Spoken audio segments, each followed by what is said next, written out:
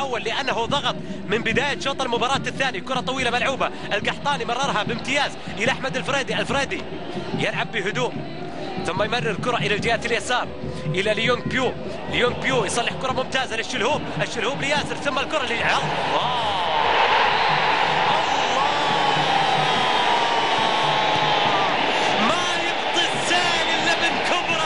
وياسر ما تأخر عن التسجيل إلا من كبره وكبر قدره.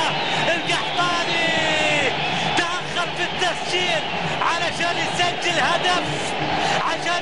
هدف للذاكرة للميموري لا ينسى على الإطلاق. لقطة ما بين الشلهوب والقحطاني لا تنسى، لقطة إبداع وجبة إبداع لحد الإشباع.